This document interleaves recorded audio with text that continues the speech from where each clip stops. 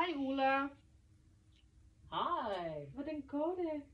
Ja, du ved, jeg har ondt. Ja, har du sovet lidt? Ja, jeg har sovet Har du lidt. smerter? Ja, jeg har mange smerter i maven. Ja, det kan jeg godt forstå. Men Ulla, altså jeg vil rigtig gerne snakke med dig om, at du skal komme ud af sengen så hurtigt som muligt, Ja. og begynde at bevæge dig lidt. Fordi det er rigtig vigtigt, og det vil også måske, du vil gerne have det selv sådan, at din krop skal bibeholde de funktioner, den har. Du vil ikke miste flere funktioner, du ved, altså. Det er rigtig vigtigt, at du kommer op og bevæger dig lige med det samme. Yeah. Og jeg vil gerne vise dig, hvad du kan gøre. Okay. Altså nu hver dag, mens du er indlagt, men også når du kommer hjem. Vil du gerne det? Ja, for jeg føler faktisk, at jeg bliver doven. Ja, og det er også det, når man bliver liggende, så har man ikke lyst til noget, ikke også? Ja. Jeg vil gerne se, hvor kan du komme op af sengen selv, eller har du brug for hjælp? Ja, jeg har fået at støtte dig, men jeg vil gerne have, at du prøver selv så meget som muligt. Ja. Ikke også? Så Ja.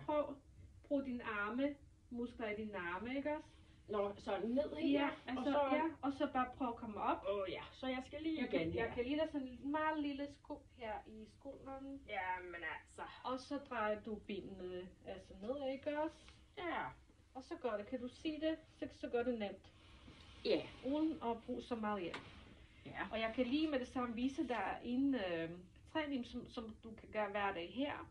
Jeg vil ikke, altså vi kan starte med 5 gange om dagen her. Og du skal også huske at gøre det, når du kommer hjem. Du skal rejse dig op.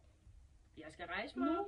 Nu. Ja, okay. Ja, langsomt. Og så sætter du ned igen. Okay. Ej, man kan mærke det i hele kroppen. Ja. Nu skal du gøre det igen. Langsomt. Ja. Så. Ja. Og nu går vi lidt. Du skal gå hver dag. Altså, vi starter her på værelset. Jeg tænker, at du har måske lyst til at gå ud på toilettet, eller kun væske dig lidt. Har du lyst til det? Ja. Så er det vigtigt, at du gør det selv og går lidt. Og det samme skal du gøre, når du kommer hjem. Du skal gå længere og længere hver dag.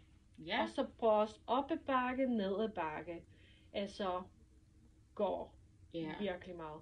Og også lave det huslige arbejde derhjemme, ikke også? Ja. For at gøre rent og lave mad. Jeg sætter mig lige igen. Det er faktisk Det lidt må du, hårdt. ja, og du skal mærke efter, hvor meget du kan. Men det er rigtig vigtigt, at du kommer i gang så hurtigt som muligt. Ja.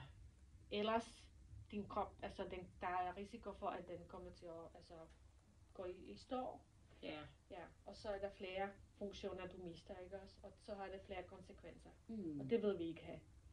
Jeg er jo også kun 55, så jeg har jo lang tid endnu. Og at du bevæger dig og går, så er det også godt for dine lunger, ikke også? Ja, det er jo rigtigt, ja. Og vejrtrækning. Ja. Du kan også synge, mens du går. Rigtig godt for dine lunger. Jeg elsker at synge. Ja.